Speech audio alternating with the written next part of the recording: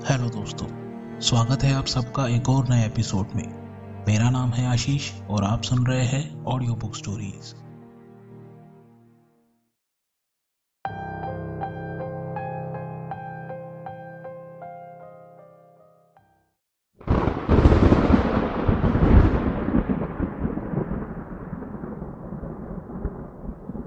आसमान में बिजली चमकी और बादल जोर से गरजने लगे।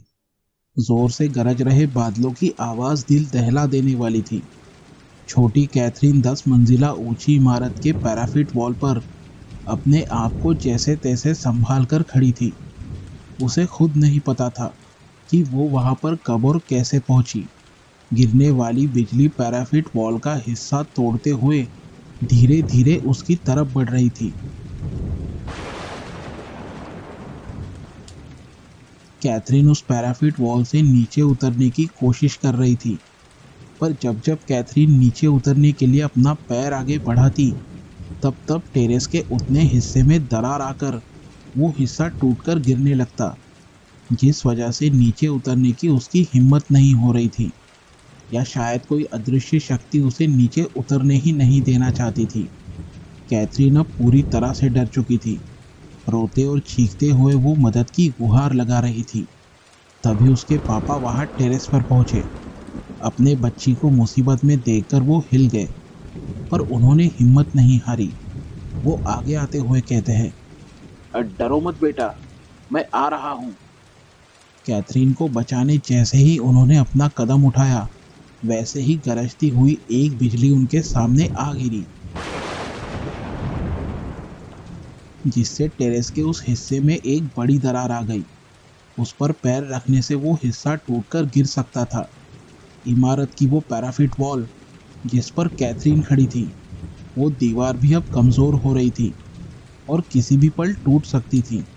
कैथरीन असहाय होकर आने वाली मौत को देख रही थी। तभी एक जोर की बिजली कड़की और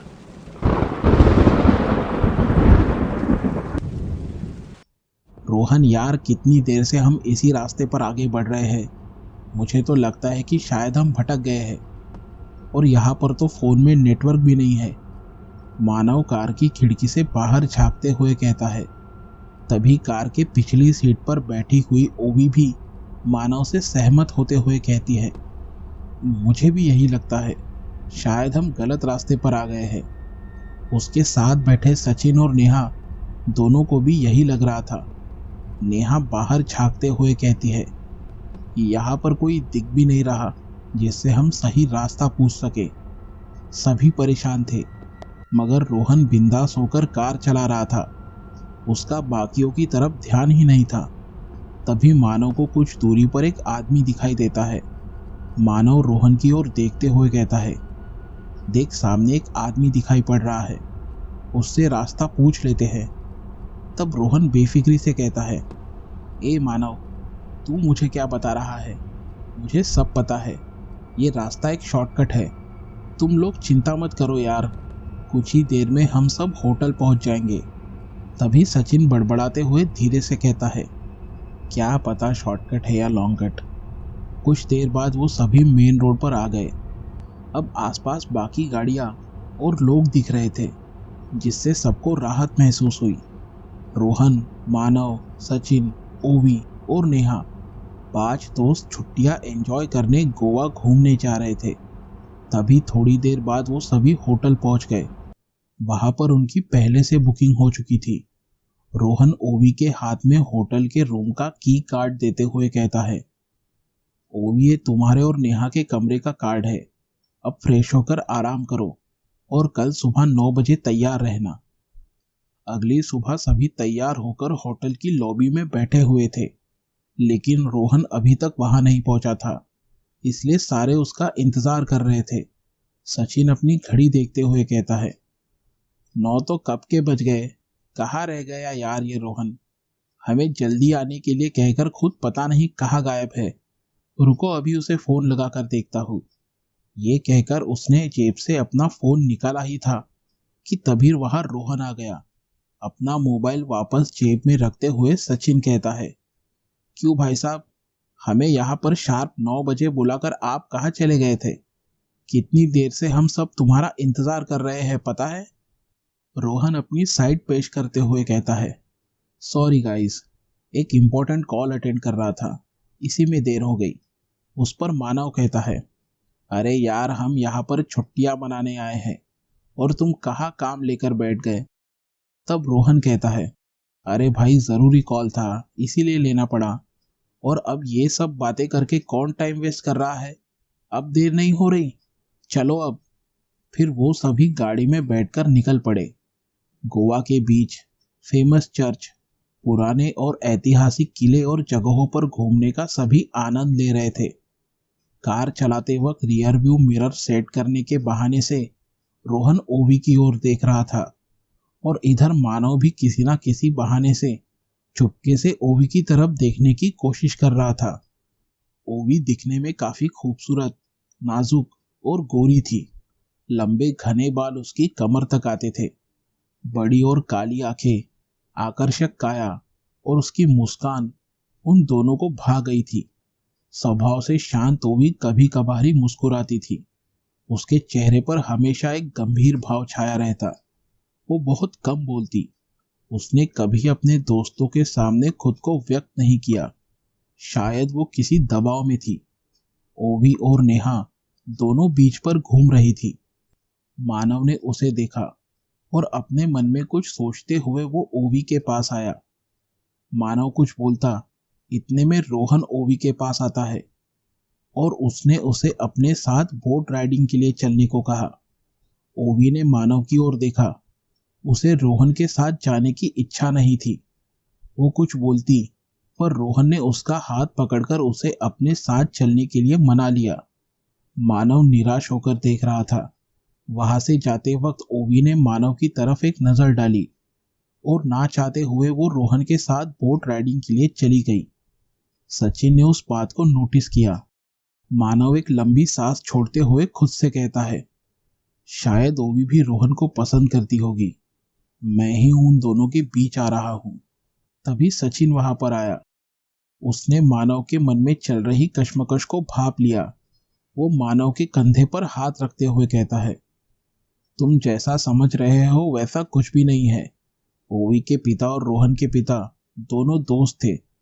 तुम तो जानते हो कि कुछ सालों पहले ओवी के पिता चल बसे, जिस वजह से उनके घर की हालत काफी खस्ता थी।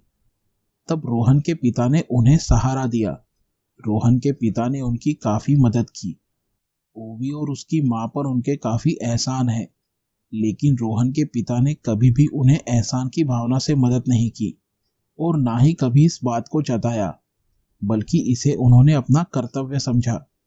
पर रोहन, उसे कौन समझाए। वो ओवी पर अपना हक समझता है और ओवी भी रोहन के पिता के एहसानों के बोझ के तले दबी होने की वजह से ज्यादा कुछ बोल नहीं पाती। मुझे तो लगता है कि वो भी तुझे पसंद करती है। उसकी आंखें बहुत कुछ बोल जाती है। शाम हो रही थी। वो सभी कार में बैठकर होटल जा रहे थे। तभी रोहन को किसी का फोन आता है। फोन पर बातचीत करने के बाद उसने सबसे कहा, लिसन गाइस, मुझे अभी अभी यहाँ पर रात में होने वाली एक कार्निवल पार्टी के बारे में पता चला है और वो यही पास ही में है। तो क्या कहते हो, चले वहाँ पर। सचिन और नेहा दोनों एक्साइटेड होते हुए कहते हैं, हाँ यार जरूर चलते हैं। ओवी कहती है, पर ये पार्टी तो रात भर चलेगी, जिससे हमें आने में देर हो जाएगी और कल सुबह हमें निकलना भी तो है, याद है ना। रोहन उसे समझाते हुए कहता है, याद है मुझे, और हम जल्दी आ जाएंगे, क्योंकि गोवा आकर अगर इस कार्निवल में ना गए तो यहाँ आने का कोई मतलब ही नहीं बनता। सबने उसे मनाया और आखिरकार ओवी मान गई। फिर सब उस पार्टी में शामिल होने चले गए। उस कार्निवल में देखने लायक बहुत कुछ था। दूर दूर से लोग वहां आए थे। म्यूजिक, डांस, गेम्स और खाने पीने की चीजों के ढेर सारे स्टॉल्स लगे हुए थे। वहां घूमते हुए जोकर का ड्रेस और मेकअप किए हुए एक आदमी ने सचिन को हंसाने की कोशिश की, लेकिन उसे देखकर सचिन डर गया। उसके दिल की धड़कनें तेज हो गई। तब रोहन उसकी खिल्ली उड़ाते हुए कहता है, अरे इतना क्या डर रहा है, वो बस एक जोकर है, कोई भूत नहीं। और जोकर तो काफी मजाकिया होते हैं। सचिन कहता है, मुझे तो ये जोकर कभी भी मजाकिया नहीं लगे। मुझे तो बचपन से इनसे डर लगता है। कितना डरावना मेकअप होता है इनका। सचिन अभी भी डरा हुआ था तो मानव उसे हिम्मत देते हुए कहता है, डर मत, वो भी हमारी तरह इंसान है, कोई भूत नहीं। चल अब। इतना बोलकर वो सभी आगे बढ़ गए। वहां पर हर जगह घूमने के बाद जब वो वापस निकल रहे थे तब एक अंधेरे जगह के कोने में उन्हें एक टेंट दिखाई दिया। वो टेंट एक टैरो कार्ड रीडिंग करने वाली महिला का था। सचिन, नेहा और रोहन को वहां जाने की इच्छा हुई। सचिन कहता है, वो देखो, वहां पर टैरो कार्ड रीडिंग किया जाता है। एक बार वहां चलकर देखते हैं। टैरो कार्ड रीडिंग, ये क्या होता है? वो भी पूछती है। तब मानव उसे समझाते हुए कहता है, टैरो कार्ड रीडिंग मतलब चुने हुए कार्ड्स के माध्यम से भविष्य बताना। इसमें कुल 78 प्रकार के कार्ड्स होते हैं। हर कार्ड पर कुछ तस्वीरें बनी होती है। हमें इनमें से किन्हीं 3 कार्ड्स का चयन करना होता है और हमारे द्वारा चुने हुए कार्ड्स को पढ़कर टैरो कार्ड रीडर हमें हमारा भविष्य बताता है। मानव की ये बात सुनकर रोहन काफी एक्साइटेड नजर आ रहा था। ये तो काफी इंटरेस्टिंग लग रहा है, चलो जाकर देखते हैं। इतना कहकर वो सभी उस टेंट के अंदर आ गए। टेंट के अंदर आते ही उन्होंने देखा कि अंदर एक बड़ी सी रैक पर काफी सुंदर और एंटीक तरह की चीजें सजा कर रखी हुई है। उस रैक के आखिरी छोर पर एक एंटीक और काफी सुंदर और कलात्मक तरीके से बनाया गया एक वुडन बॉक्स रखा हुआ था, जिस पर रोहन की नजर पड़ी और पहली ही नजर में वो उसे भा गया। सामने एक औरत बैठी हुई थी। उसकी उम्र करीब 50 या 55 साल होगी। काले रंग का ड्रेस और उसी रंग का नेल पेंट, गले में मोतियों की माला, कुछ ऐसा पहनावा था उसका जो उसके इस पेशे को काफी जच रहा था। उसने उन सभी को बैठने के लिए कहा। वहां पर एक पिंजरे में सफेद चूहा रखा हुआ था, जिसे देखकर नेहा डर गई। ओबी ने उससे धीरे से पूछा, क्या हुआ नेहा? नेहा बताती है, मुझे चूहों से बड़ा डर लगता है। कपड़े तो छोड़ो, इंसान का मांस तक कुतर जाए इतने भयानक नुकीले दांत होते हैं इनके। वो औरत कुछ बोलती, तभी रोहन ने उससे पूछा, उस रैक पर रखी हुई चीजों में से मुझे वो एंटीक बॉक्स बड़ा पसंद आया। आप उसे कितने में बेचेंगी? वो औरत गंभीर लहजे में कहती है, यहाँ पर रखी कोई भी चीज बेचने के लिए नहीं है। रोहन ने उसे दुगने दाम ऑफर किए, पर उसने साफ मना कर दिया। जिसके बाद हर किसी ने टैरो कार्ड रीडिंग के माध्यम से अपना भविष्य जाना।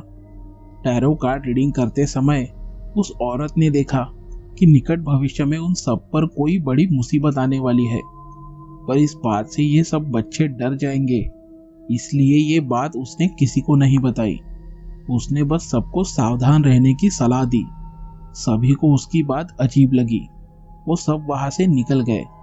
अगले दिन अपने घर लौटते वक्त रास्ते में वो एक जगह चाय नाश्ते के लिए रुक गए।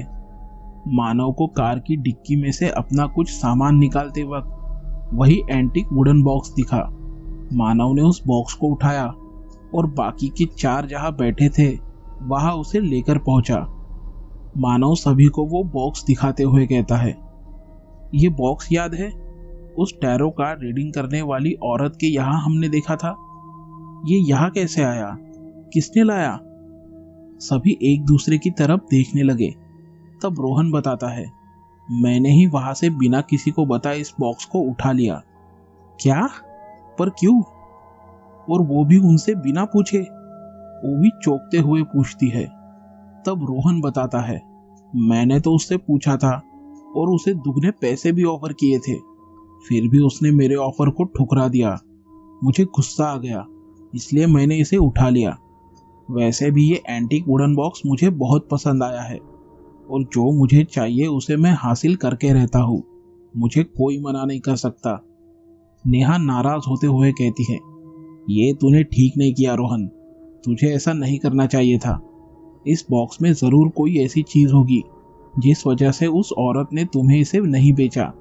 रोहन बेफिक्र होकर कहता है, अरे ऐसी एंटीक चीजों की कीमत मार्केट में लाखों रुपए होती है, इसीलिए वो इसे नहीं बेचना चाहती होगी।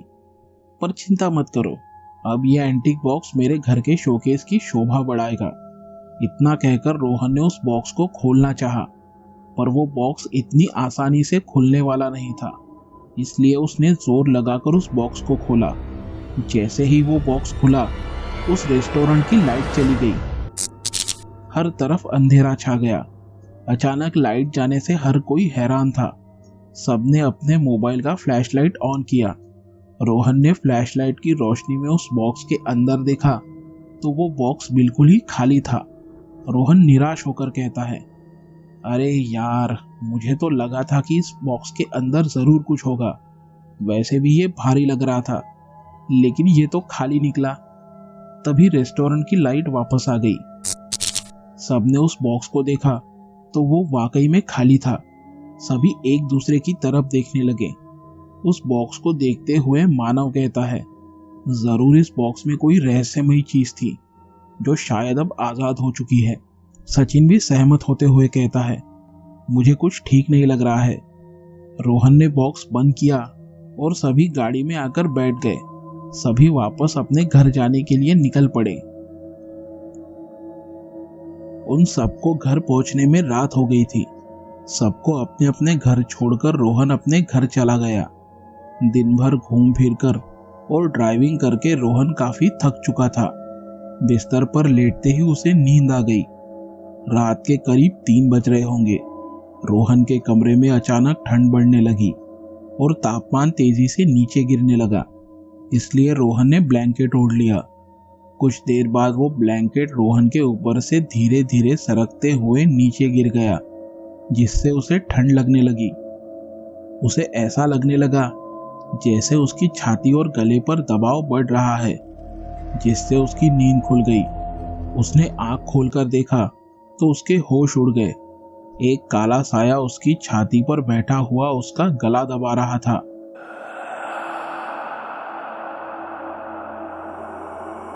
रोहन उसका प्रतिकार करते हुए झट से उठ गया। तब उसकी समझ में आया कि वो सपना देख रहा था। रोहन पसीने से भीग चुका था और उसका गला भी सूखने लगा था, इसलिए वो किचन में पानी पीने चला गया। पानी पीकर वापस लौटते वक्त उसे ऐसा लगा कि कोई उसके पीछे पीछे चल रहा है। रोहन ने झट से पीछे मुड़कर देखा, लेकिन वहां कोई भी नहीं था। शायद थकान की वजह से उसे ये सब वहम हो रहे हैं, ऐसा उसने खुद को समझाया और फिर से सोने चला गया। सुबह के 10 बज चुके थे, लेकिन रोहन अभी भी सो रहा था, इसलिए उसकी माँ उसे उठाने उसके बेडरूम में आई। खिड़की के पर्दे सरकाते हुए उसने रोहन को जल्दी से उठने के लिए कहा और बताया कि काम के सिलसिले में किसी साइट पर जाने के लिए उसके पापा उसका इंतजार कर रहे हैं। रोहन बिस्तर से उठकर फ्रेश होने चला गया। रोहन के पिता एक बड़ी कंस्ट्रक्शन कंपनी के मालिक थे।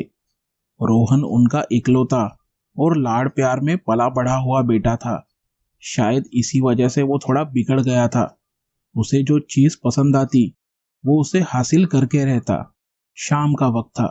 सभी दोस्त इकट्ठा हुए थे, लेकिन सभी शांत बैठे हुए थे। उनके बीच कम ही बातचीत हो रही थी। ऐसा लग रहा था मानो कोई चिंता उन्हें सता रही हो। बात शुरू करते हुए रोहन कहता है, अरे क्या हो गया है तुम सबको, ऐसे चुपचाप क्यों बैठे हो? तब नेहा कहती है, कल रात जब मैं सो रही थी तब मुझे एक अजीब सपना आया जिसमें एक काला साया मेरा गला दबा रहा था। नेहा की ये बात सुनकर सभी हैरान रह गए। मानव कहता है, क्या बात कर रही हो? मैंने भी यही सेम सपना देखा। सचिन, ओवी और रोहन ने भी यही सपना देखा था। ओवी हैरानी से कहती है, हम सब एक जैसा सपना कैसे देख सकते हैं? रोहन कहता है, ये एक संजोग भी तो हो सकता है। उस पर मानव कहता है, नहीं, हम सबको एक जैसा सपना आया ये कोई संजोग की बात नहीं, ये किसी आने वाली मुसीबत की आहट है। ऐसा लग रहा है जैसे कुछ बुरा होने वाला है। मानव की ये बात सुनकर सभी के चेहरे आतंक से सफेद पड़ गए।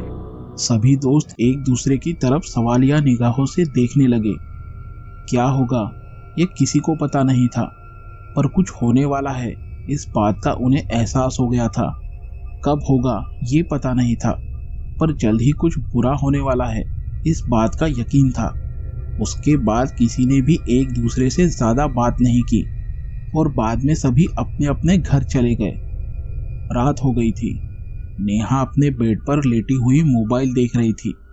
मोबाइल देखते देखते उसे नींद आ गई।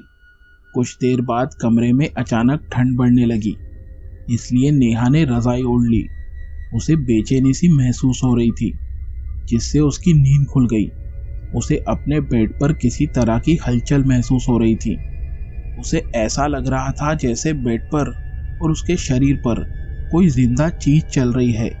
उसने अपनी ओढ़ी हुई रजाई को सरका कर देखा तो सामने का नजारा देखकर वो हिल गई। उसके बेड पर और शरीर पर सैकड़ों की तादाद में चूहे घूम रहे थे। उनके नुकीले दांत और लाल सुर्ख आंखें देख नेहा काफी डर गई।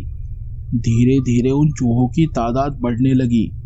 कमरे में हर तरफ चूहे फैले हुए थे, जिनका आकार किसी सामान्य चूहे से कई ज्यादा बड़ा था।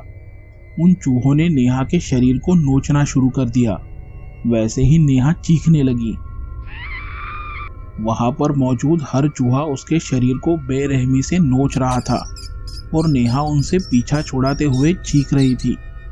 नेहा की चीख सुनकर उसके माता पिता उसके कमरे की तरफ दौड़े। उन्होंने दरवाजा खोलना चाहा, पर दरवाजा अंदर से बंद था। नेहा दरवाजा खोलना चाहती थी और उन चूहों की बड़ी फौज ने उसे रोक रखा था। नेहा लहूलुहान होकर नीचे गिर पड़ी। उसके शरीर में अब जान ही नहीं बची थी। वो सभी चूहे गोल गोल घूमते हुए एक दूसरे में समाकर काले साए का रूप ले रहे थे। वो काला साया नेहा के इर्द गिर्द घूमते हुए मानो उसकी बची कुची ऊर्जा अपने अंदर सोख रहा था। बाहर नेहा के माँ बाप दरवाजे को धक्का देकर उसे तोड़ने की कोशिश कर रहे थे और इधर नेहा बेबस होकर अपनी आने वाली मौत को देख रही थी। अगले ही पल उसने अपना दम तोड़ दिया। नेहा के पिता ने दरवाजे पर जोर का धक्का देते हुए उसे खोल दिया और जब वो अंदर आए तब अपने बेटी की ऐसी हालत देखकर उनके पैरों तले की जमीन ही खिसक गई। अंदर नेहा लहूलुहान होकर मृत पड़ी थी।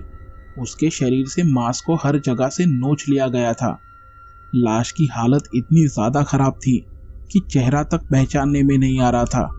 अपने बेटी का ऐसा अंत देख उसके माँ बाप टूटकर बिखर गए। नेहा की मौत अननेचुरल तरीके से हुई थी, इसलिए पुलिस को बुलाया गया। ऐसी मौत देखकर पुलिस भी हैरान थी। उन्होंने उस जगह की पूरी छानबीन की और नेहा की लाश को पोस्टमार्टम के लिए भेज दिया। पुलिस नेहा के पिता से पूछताछ कर रही थी कि तभी उसके दोस्त वहां पहुंचे। नेहा के पिता ने रोते हुए पुलिस को बताया कि ये सब नेहा के दोस्त है। तब इंस्पेक्टर ने सबसे पूछा कि क्या नेहा की किसी से कोई दुश्मनी थी या फिर कोई प्यार का मामला, लेकिन सबने इस बात से इनकार किया। अपनी दोस्त का ऐसा भयानक अंत देख सभी दोस्त कांप गए। उन्हें बहुत दुख हो रहा था। वो चारों एक जगह बैठकर नेहा के जाने का शोक मना रहे थे। नेहा के ऐसे अचानक चले जाने से ओवी को बहुत दुख हो रहा था, क्योंकि वही तो एक उसकी दोस्त थी जिससे वो अपनी सभी बातें शेयर करती थी। सचिन रोहन पर नाराज होते हुए कहता है, ये सब तेरी वजह से हुआ है रोहन। खुद पर लगे इल्जाम से चिढ़ते हुए रोहन पूछता है, मेरी वजह से? मैंने क्या किया है? तब सचिन गुस्से से कहता है, तूने बिना बताए वो बॉक्स उठाया और पता नहीं उसमें ऐसा क्या था जिसने नेहा की जान ले ली। एक दूसरे पर इल्जाम लगाते हुए सचिन और रोहन दोनों आपस में झगड़ने लगे। दोनों के बीच विवाद बढ़ता देख मानव उन दोनों को शांत करते हुए कहता है, बस करो यार तुम दोनों, ये वक्त आपस में झगड़ा करने का नहीं है।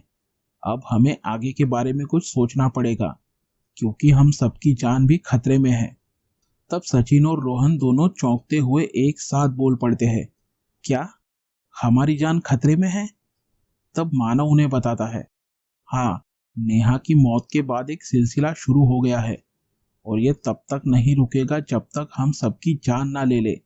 भले ही रोहन ने उस बॉक्स की चोरी की हो, मगर इनडायरेक्टली हम सब भी उसमें शामिल है।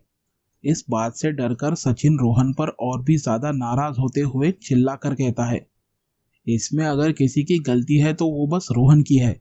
उसकी सजा हम क्यों भुगते? मैं इतनी जल्दी नहीं मरना चाहता। इतना बोलकर सचिन वहां से गुस्से से उठकर चला जाता है। पीछे से मानव उसे आवाज लगा रहा था, पर सचिन उसे पूरी तरह अनदेखा करते हुए वहां से चला गया। सचिन अपने घर लौट आया। आज वो घर में अकेला था, इसलिए उसने सभी खिड़कियां और दरवाजे मजबूती से बंद किए। उसके मन में तरह तरह के ख्याल उठ रहे थे। अब उसे थोड़ा डर भी लग रहा था। जो कुछ नेहा के साथ हुआ, कहीं वो सब उसके साथ तो नहीं होगा। ये सोच सोचकर उसकी जान निकली जा रही थी। डर और बेचैनी से उसका मन अशांत हो गया था। क्या करे, क्या ना करे, उसे कुछ भी सूझ नहीं रहा था। इन्हीं सवालों में डूबे हुए उसे कब नींद आ गई, उसे पता ही नहीं चला। रात के करीब 3 बज रहे थे। सचिन अपने कमरे में सो रहा था। तभी अचानक कमरे का तापमान गिरने लगा और सचिन ने ओढ़ी हुई रजाई अचानक सरक कर नीचे गिर गई। किसी ने जोर से सचिन के पैर को खींचा, जिससे सचिन हड़बड़ाकर जाग गया। उस कमरे में किसी की अजीबोगरीब और डरावनी हंसी गूंज उठी।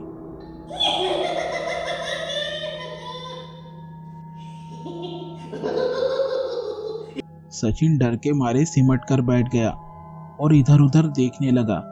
कमरे में उसके अलावा और कोई भी नहीं था। फिर से उसे वही हंसी सुनाई दी। डर के मारे सचिन को पसीना आने लगा। उसने डरते हुए पूछा, कौन है? कौन है वहां? लेकिन उसे कोई जवाब नहीं मिला।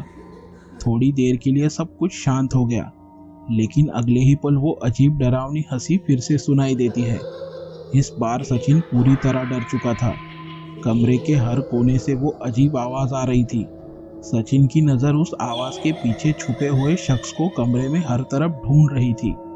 थोड़ी देर बाद उसकी तलाश खत्म हुई और सामने उसे देखकर मानो सचिन की दिल की धड़कन रुक सी गई। कमरे के एक अंधेरे कोने से वो धीरे से बाहर आया। सचिन के सामने एक जोकर खड़ा था, जिसकी लंबाई करीब 8 फीट होगी। सिर असाधारण रूप से बड़ा, नुकीले दांत और चेहरा एकदम विकृत, जैसे किसी ज़ॉम्बी की तरह। उसके हाथ पांव लंबे और लचीले, जैसे उनमें कोई हड्डी ना हो। उसका वो विकृत रूप और डरावने तरीके से हंसना किसी को भी हार्ट अटैक दिलाने के लिए काफी था। सचिन को यह सब किसी डरावने सपने की तरह लग रहा था।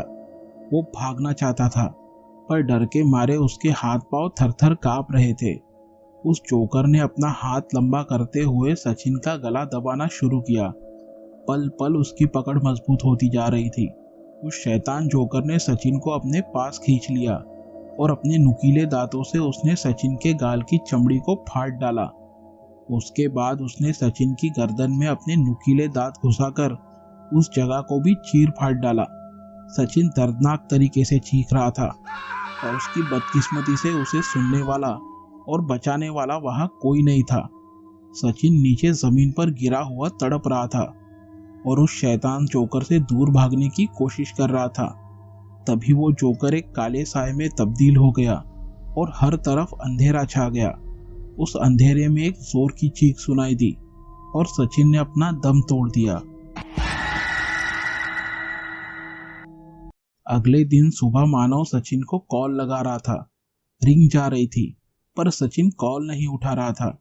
अब तक मानव ने 10 से 12 बार उसे कॉल लगाकर देखा, पर सचिन का कोई जवाब नहीं मिल रहा था। मानव को अब सचिन की फिक्र होने लगी। उसके मन में बुरे ख्याल आ रहे थे। उसने जल्दी से रोहन और ओवी को फोन करके बुला लिया और वो तीनों सचिन को मिलने उसके घर चले गए। सचिन के घर जाते वक्त रोहन कहता है, मुझे तो शक हो रहा है जो कुछ नेहा के साथ हुआ वैसा कुछ सचिन के साथ ना हुआ हो। उसे बीच में टोकते हुए ओवी कहती है, कुछ भी अंदाजा मत लगाओ रोहन, ऐसा कुछ नहीं हुआ होगा। रोहन कतराते हुए धीमी आवाज में कहता है, मेरा वो मतलब नहीं था ओवी, मुझे तो बस उसकी चिंता हो रही थी, इसलिए मैं। ओवी ने उसकी ओर बेरुखी से देखा। वैसे ही रोहन चुप हो गया। इतने में सचिन का घर आ गया। उन्होंने कार से नीचे उतर कर देखा तो उसके घर के बाहर लोगों की भीड़ लगी हुई थी। सचिन के माँ बाप जोर जोर से विलाप कर रहे थे। पुलिस भी मौजूद थी। उन्हें समझने में देर नहीं लगी कि क्या हुआ होगा। सामने अपने दोस्त का इतना भयानक अंत देखकर वो तीनों पूरी तरह हिल गए। इंस्पेक्टर उनके पास आकर कहता है, आपके एक और दोस्त का बड़े ही अजीब तरीके से खून हुआ है। देखो अभी भी वक्त है, हमें सब सच बता दो, शायद तुम सबकी जान को भी खतरा हो सकता है। सर हम, ओवी आगे कुछ बोलती, तभी रोहन उसे बीच में टोकते हुए कहता है, नहीं सर, इसके बारे में हमें कोई जानकारी नहीं। इतना कहकर उसने मानव और ओवी को वहां से चलने का इशारा किया। बाहर आकर ओवी कहती है, रोहन तुमने मुझे क्यों रोका? हम सब सच बताते थे इंस्पेक्टर साहब को। रोहन चिढ़ते हुए कहता है, तुम पागल हो गई हो ओवी, क्या बताते हम उन्हें और वो हमारी बातों पर यकीन कर लेते, उल्टा वो हमें पागल समझते। ओवी तनाव में आते हुए कहती है, तो फिर अब करे क्या? जो कुछ नेहा और सचिन के साथ हुआ वो सब अब हमारे साथ भी होगा। हमें कुछ ना कुछ तो करना होगा। ओवी की बात से सहमत होते हुए मानव कहता है, ओवी ठीक कह रही है, हमें कोई ना कोई तो रास्ता निकालना ही होगा। हम ऐसे हाथ पर हाथ धरे नहीं बैठ सकते। मुझे लगता है कि ये सारी घटनाएं उस एंटीक बॉक्स से जुड़ी हुई है जिसे तुमने चुराया था रोहन। खुद पर चोरी का इल्जाम लगते हुए देख रोहन को काफी गुस्सा आता है, लेकिन परिस्थिति उसके खिलाफ थी, इसलिए वो चुप रहा। मानव आगे कहता है, वो बॉक्स जहां से लाया था वहीं पर वापस जाकर उसे हमें लौटाना होगा। वो औरत इस बॉक्स के बारे में सब कुछ जानती होगी। उसे सब सच बताकर उसकी माफी मांगनी होगी और हमारी मदद करने के लिए उसे रिक्वेस्ट करनी पड़ेगी। अब एक वही है जो हमारी मदद कर सकती है। रोहन कहता है, तो ठीक है, कल सुबह होते ही हम उससे मिलने चलेंगे। मानव और ओवी दोनों सहमत थे।